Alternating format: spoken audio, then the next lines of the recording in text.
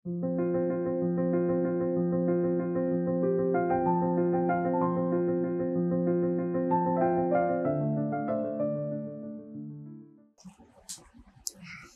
অধ্যায় ৮ নম্বরে প্রকৃতির পরবশ এই সমগ্র প্রাণীগণকে আমি নিজ প্রকৃতিতে বশীভূত করে বারংবার সৃষ্টি করি।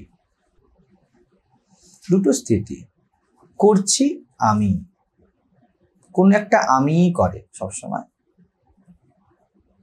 কোনো ভগবান ভগবান আত্মা ফাত্মা নয়, আমিই করে, কোনো না কোনো আমিই করে।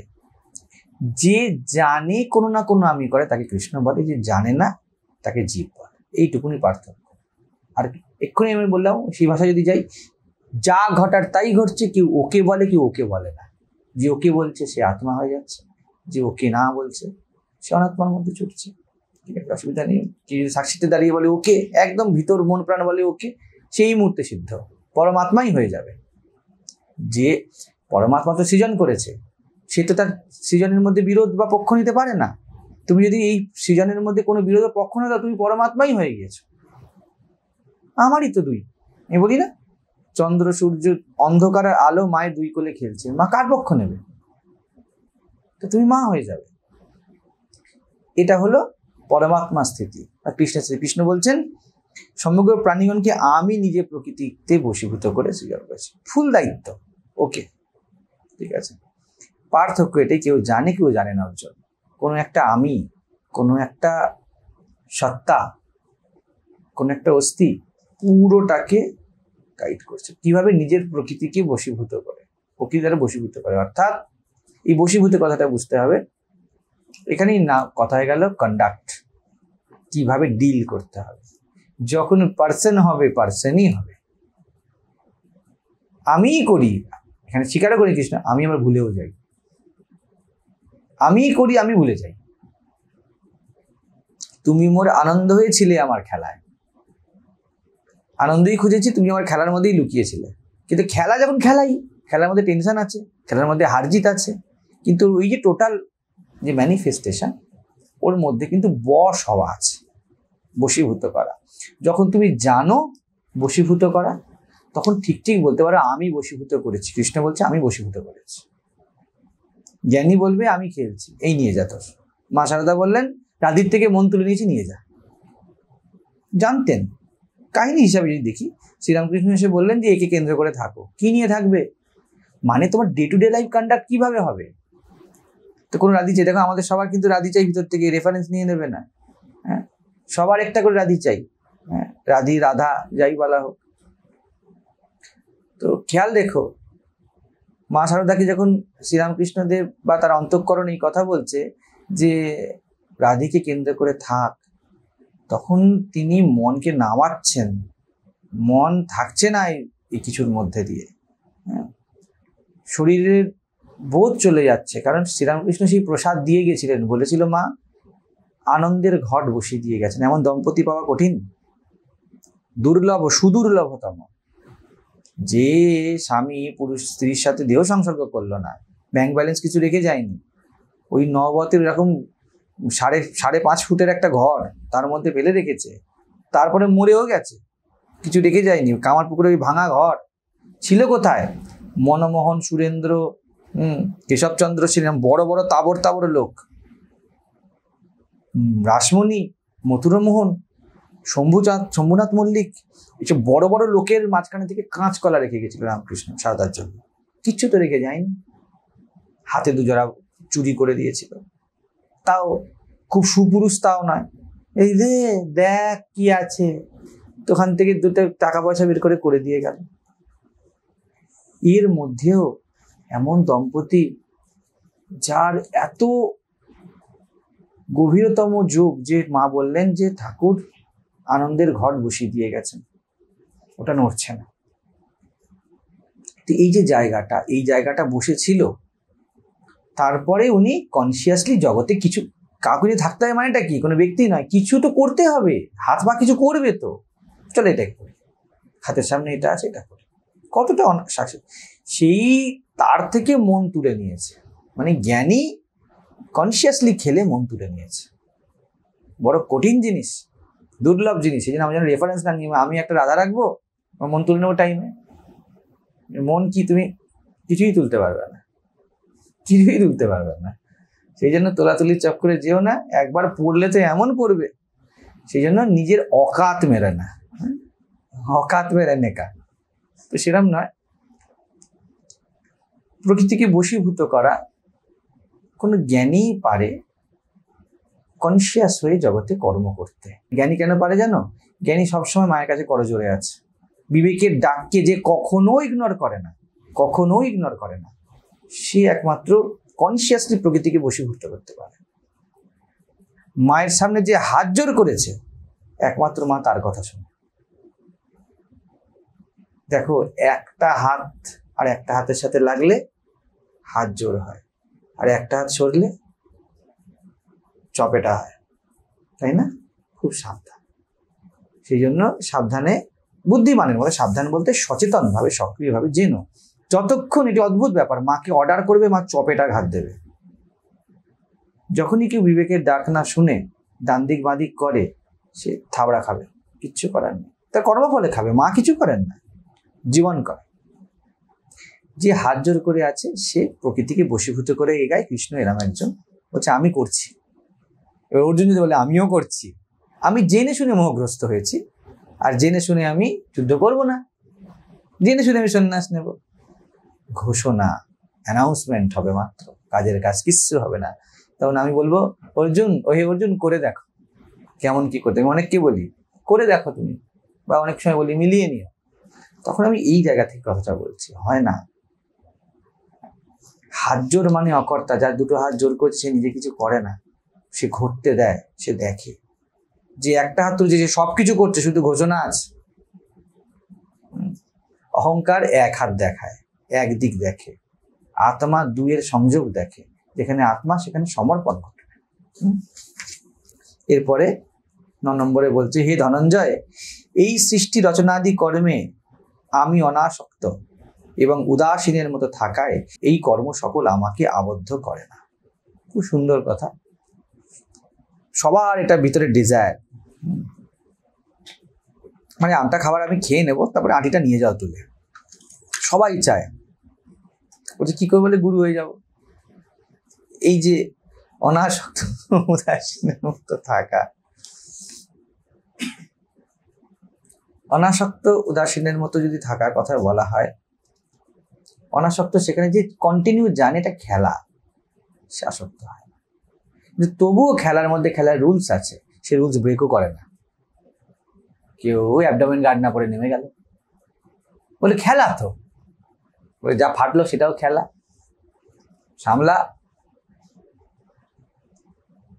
যার পাওয়ার হারানোর কিছু নেই, অর্থাৎ এই যে এক্ষুনি স্বাগত বলছিল, পাওয়ার হারানো তো জীবনে সবসময় থাকবে।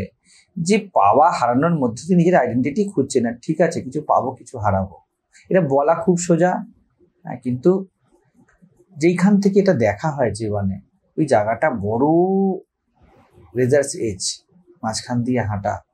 যেমন লালসু বলে, কানায় কানায় ভরার আগে ছেড়ে দাও।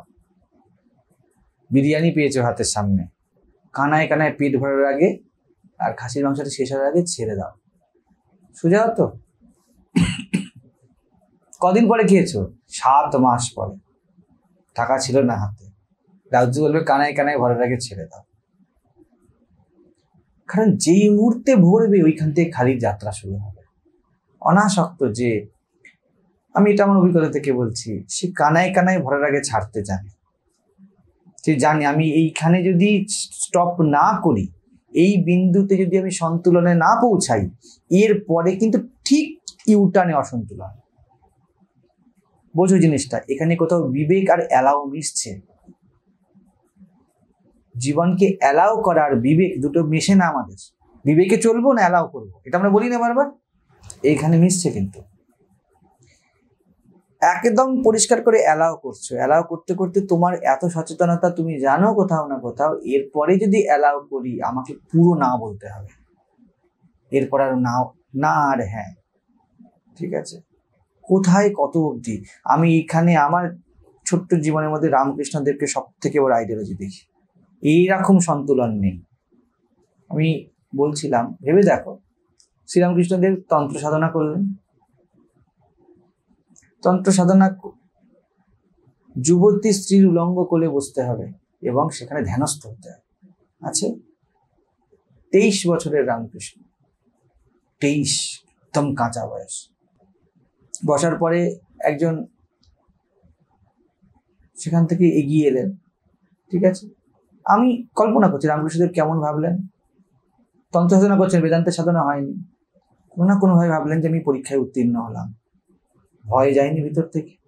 ঠিক, তারপরে বেদান্ত সাধনা করার পরে মা শারদা এলেন, 8 মাস সামনে শোয়ালেন। শুনলেন এক পাগল এসেছিল, ব্রহ্মজ্ঞানী, নিরালম্ব লম্বোদর জননী বলে দক্ষিণেশ্বর মন্দিরে কেঁপে উঠেছে, মানে ভাবটি এরকম, এমন তার প্রচন্ড জ্ঞানের প্রতাপ। ঠাকুর তার সাথে চলে যাচ্ছিল, সে ইট তুলে মারলো। কিনা চারটে চালা বানাতে, কানায় কানায় ভরার আগে ম্যাচ বানালেন না একটা, বললে কিছু উপদেশ দিন, ঠাকুর বলছেন কিছু বলুন। এই হিলটাকে তুলেছিল, তুলে নর্দমায় ছুঁড়ে মারলো। বললো যেই দিন এই নর্দমার গঙ্গা জলে এক বোধ হবে সেই দিনকে জন্মে হয়েছে। ঠাকুর ফিরে গেলেন। ফিরে গিয়ে 8 মাস ওই কথাটা রমণীর সাথে থাকে না করে রমণ, একদম কাঁটায় কাঁটায় পরীক্ষা করলেন, অ্যালাউ করলেন। প্রথমে কি করলেন না, বেঁচে গেলাম কোনোভাবে, ভয় মা মা মা মা বলতে বলতে, মা রক্ষা করো মা রক্ষা করো, এটাই বলতে বলতে উলঙ্গ স্ত্রীর করে বসেছেন। বোঝো, এই উলঙ্গ স্ত্রীটা শুধু উদাহরণ এই জন্য নয় যে এই নিয়ে আলোচনা, আমার ব্যাপার হলো এটা ফ্যাক্ট, এটা ঘটেছে। তুমি যে কোনো জিনিস না, মা শারদাকে রাখলেন। জানি আমরা সবাই এটা বহুবার আমি বলেছি, দেখ মন, একদম অ্যালাউয়ের চরম বিন্দু, যদি চাও একে ভোগ করো, কেউ না করতে পারবে না, কিন্তু এইটা বা ওইটা, এইখান থেকে উনি সিলেক্ট করে নিলেন। সাক্ষিত্বে পৌঁছে গেলেন, কিছু হলো না। তারপরেও কিন্তু শ্রীরামকৃষ্ণ মাকে শোয়ালেন। সাক্ষিত্বে দাঁড়িয়ে গেছি মানে সাক্ষিত্বে প্রতিষ্ঠা হয়ে গেছে তা না, তারপরেও রাখলেন পাশে। একে দেখলেন যে না, ঠিক আছে, মন চায় না, মনটা এতটা গঠন হয়ে গেছে যে মন স্থূল জিনিসে খুশি নয়, আর তার স্বাভাবিক আনন্দ সূক্ষ্ম হয়ে গেছে। ঠিক, এরপরে আর কোনো সাধন বাকি থাকে? এত অব্দি অ্যালাউ হলো নিজেকে, প্রথমে ভয়, তারপরে সাক্ষিত্বের প্র্যাকটিস। এরপরে যখন রামকৃষ্ণের কাছে মেয়েরা আসে, স্ত্রী আসে, স্ত্রীরা যেন কিছু আবার এসব না ফিল করে যে স্ত্রী নিয়ে কথা হচ্ছে, আবার বলছে ঘটনা, হ্যাঁ পুরুষও হতে পারে। আনন্দময়ের কাছে পুরুষ হবে, লোভীর কাছে টাকা হবে। মথুর মোহন বেশ্যাখানায় নিয়ে গেছিল শ্রীরামকৃষ্ণ, সেখানেও শ্রীরামকৃষ্ণের মা মা বলা, ওগুলো কিন্তু সব মা রক্ষা করো বলা। অত সাক্ষিত্ব নেই বা অত সহজ ব্যাপার নেই। হ্যাঁ, ভাব তো একটা ছিলই, কিছু আন্ডারস্ট্যান্ডিং তো ছিলই, আলাদা কথা পাকা ছিল না। সব করে এসে তাতে হয়ে গেল তো 8 মাস, মানে 30 × 240টি রাত। এতে কথায় কথা নেই যে আউটিংয়ে গেছে, ঘুরতে গেছে, তা তো না, ছিল পাশাপাশি এক বিছানায়, এক ঘরে, নিজের অর্ধাঙ্গিনী। এরপর তো ব্যক্তির নিশ্চিত হওয়ার কথা। অ্যালাউ করলো তো বটে, পরে মেয়েরা আসলে না, থাক তোমরা দূর থেকে। ওয়াই, মিলল না তো হিসাব। পাশে শোয়ানো স্ত্রী, তাকে উনি রিজেক্ট করতে পারছেন, আর তোমরা দূর থেকে। এই কোথাও অ্যালাউ, সাক্ষিত্ব, বিবেক মিলে গেল। কোথাও কোড অফ কন্ডাক্ট লঙ্ঘন হলো না, আর কোথাও কিন্তু সম্পূর্ণ অ্যালাউ হলো। মেয়েদেরকে উপদেশ দিচ্ছেন, কিন্তু দূরত্বও রাখছেন। এই যে জায়গা, কানায় কানায় ভরার আগে থেমে যাও, পুরো ধারালো হওয়ার আগে থেমে যাও, এই জায়গাটাই কিন্তু সন্তুলনের বিন্দু। তো এটাকে আমাদের পৌঁছাতে হবে, এটা আমাদেরকে খুব সহজে বুঝতে হবে। অনাসক্তি কিন্তু এই জায়গাটা। অনাসক্তি মানে কিন্তু আসক্তির বিরোধ নয়, অনাসক্তি মানে আসক্তির অভাব। যদি আসক্তির বিরোধী হয় তাহলে অন্যরকম হয়ে যায় বিষয়টা। তো কোথাও অনাসক্তি মানে হলো আমি গ্রহণ করি আর গ্রহণ করি না, আমি অ্যালাউ করি কিন্তু অ্যালাউ করিও না। আর এই দুটো আমার মধ্যে খুব সুন্দরভাবে বসেছে, এটা দরকার জীবনে। আর উদাসীন, উদাসীন মানে দুঃখী নয়, আমার বলে বোধ না থাকা। বোঝো জিনিসটা, তুমি একটা পার্কে ঘুরতে গেছো, ঠিক আছে, এই যে পার্কে তুমি ঘুরতে গিয়েছো, তুমি বা একটা বাগানে পাহাড়ে গেছো, দেখবে মন উদাসী হয়। তোমাদের খারাপ লাগছে সবাই পাহাড়ে ঘুরতে, পাইনের বনে গেছো ঘুরতে, খারাপ লাগছে। ভেবে দেখো, সামনে তুমি কোনো অভয়ারণ্যে গেছো, সামনে হরিণ চড়ে বেড়াচ্ছে, খারাপ লাগছে। আচ্ছা, পার্টির মতো আনন্দ হচ্ছে, এটার উদাসী স্থিতি। সুন্দর সবকিছু, আমি সবকিছু উইটনেস করছি, কিন্তু কিছু আমার নয়, আমার নয়। তুমি আশ্রমে আসছো, শুনছো, বুঝছো, আমি যখন বলছি যে এখান থেকে তুমি শব্দ নিয়ে যেতে পারবে না, তখন যে স্থিতিটা আসছে সেটা হলো উদাসী স্থিতি। উদাসীন সে যে কর্ম ফলে উদাসীন, যে আমার বানায় না, এই অর্থে সে উদাসীন। যৌবনে একমাত্র এটা খুব সুন্দরভাবে সম্ভব, ব্যক্তি উদাসী থাকতে পারে, কিন্তু ব্যক্তি বেশিরভাগ ক্ষেত্রে দুটোই স্ট্যান্ড নেয়, একটা হলো এক্সাইটমেন্ট, একটা হলো ভালো লাগছে না, মাঝে হলো উদাসীনতা। উদাসীন উদাসীন অর্থাৎ সবকিছু করি সাক্ষীর মতো, কিন্তু আমার তো নয়। আর সত্যি কথা, আর সাথে থেকে হলো আনন্দের কথা, আমার করার দরকারই নেই, আমার করলাম মানেই লাফড়া। বন্ধু আর বন্ধু খুশি থাকে কেন, গার্লফ্রেন্ড বয়ফ্রেন্ড খুশি থাকে কেন, কারণ আমার করেনি, আনন্দের সময় কাটায়। যেই বিয়ে হয়ে গেল, এবার আমার হলো, আনন্দটা চলে গেল, সব থেকে গেল। তাও যতক্ষণ পর্যন্ত রহস্য থাকে ততক্ষণ থাকে। বন্ধু বন্ধুর মধ্যে টাটকা থাকে কি করে, কারণ কোনো বন্ধু তার পুরোপুরি জানে না। কোনো বন্ধু এত ওপেনলি করে কেন, কারণ কি বন্ধুর মধ্যে আমার বোধ নেই, বন্ধু বন্ধুকে বাঁচতে দেয় তার জীবনটা। এই জন্য ভগবান বুদ্ধ বলেন মৈত্রী, মিত্রতা। এই জায়গাটা বুঝবার বলছি। যেহেতু আমি দুটো, একটা কি, এক হলো আমি আসক্তির বিপরীতে অনাসক্তি বাছিনি, আমি দুটোকে দেখে কোনো সন্তুলনের বিন্দুতে দাঁড়িয়ে আছি। আমি ক্রিকেট তো খেলতে নামি, কিন্তু যাবতীয় প্যাড গ্লাভস পরেই নামি, আমি জানি এখানে কোথায় কি লাগতে পারে, ইয়েট আমি জানি ফলাফল কিছু এসে যায় না, জিতবো বা হারবো। যেহেতু আমি হেরেও যেতে পারি, তাহলে কি আমি প্যাডটা না পরে নামবো, হাঁটুটা বাঁচাবে কে? এটি হলো মহামায়ার ব্রহ্মের যোগ, বুঝে যাওয়া, ঠিক আছে। এটা একটা দিকে, এটা একটা অনাসক্তি, আর একটা হলো উদাসী। খুব মজা করছি, কেন মজা করছি, কারণ কিছু আমার নয় ভাই, তাই মজা করছি। এটা আনন্দের আমার নয়, কিন্তু আমরা আমার করে করতে চাই, যারা আমার করেছে দেখুন মজা করি। আমি এমন কথা বলছি, এইসব আশ্রমের লাফড়া ফেদে আমার আনন্দ কিছুটা হলেও কমেছে। আগে যখন আমি ভাড়া ঘরে থাকতাম বেশ আনন্দ ছিল, আমার তো নয়, উড়ে চলে যেতে পারবো এদিক ওদিক। এখানেও তাই আছে, এখন সেটা নয় বলে তোমরা সামলাও, আমাকে ডেকো না, ডেকেও লাভ হয় না। দেখি মিটিং এ অনেক কিছু বলে, তারপরে আমি ভুলভাল ইনস্ট্রাকশন দিয়ে দিই, শুনছিই না ভালো করে। এই সকালবেলায় বেচারা ঝাড় খেয়ে গেছে, কারণ আমার মিটিং করতে ইচ্ছা হচ্ছে না, আর করতে হবে, এখন ইরিটেট হয়ে যাচ্ছে। বলে দিলাম সূত্র, ইরিটেট হচ্ছে, ইচ্ছা নেই করার, কিন্তু করতে হচ্ছে। মানে ব্যাপারটা তোমরা সামলাও, আমাকে যেন ঢুকতে না হয়, কিন্তু কিছু কিছু জিনিস আমাকে ঢুকতে হচ্ছে। তো এই জায়গা থেকে হয়। তো যাই হোক, তো যে উদাসী হয়ে চলছে, এই দুটো যার মধ্যে আছে, যে খেলতেও জানে আর খেলার ফল হার জিত এটাকে সমানও জানে, আর উদাসীন, দুটো একই কথা। উদাসী হলেই পারবে একমাত্র, বলছি সেই জন্য আমি বদ্ধ হই না। যৌবন এই জন্যই সুন্দর, এই দুটো যৌবনের মধ্যে সাধারণভাবে থাকে। যৌবন কোনো কিছুতে আটকাতে চায় না, যৌবনের এই চিন্তাটা আসে না, দেখবি আমার এটা বানাতে হবে, আমার এটা বানাতে হবে, এটা হয়ে গেলে তো বুড়ো হয়ে গেল। যদি এখন চলে এসেছে সবকিছু, যুবকদের এটাই সৌন্দর্য, যুবক যুবতীদের, যে তারা ভাবে না ভবিষ্যৎ নিয়ে। বাপ মা বলে ভাবিস না কেন, ভাব, কাল কি হবে ভাব, কোথায় বিয়ে হবে ভাব, কি চাকরি করবি ভাব। যৌবন ভাবতে চায় না, মাথায় রাখো, এটা কিন্তু আমি সাপোর্ট করছি না, বা আমার কাছ থেকে আমাকে ঝাড় খাওয়া হবে না, পরিষ্কার কথা। এটা একটা ফিচার ন্যাচারালি আছে, যে যৌবন উদাসী থাকতে চায়, যৌবন সাক্ষিত্বের আনন্দ নেওয়ার জন্য দাঁড়িয়ে আছে। এটাও দেখি, ওটাও দেখি, সেটাও দেখি, তার মানে কোনো প্রেফারেন্স নেই। প্রেফারেন্স যদি এসে যায়, সে বুড়ো।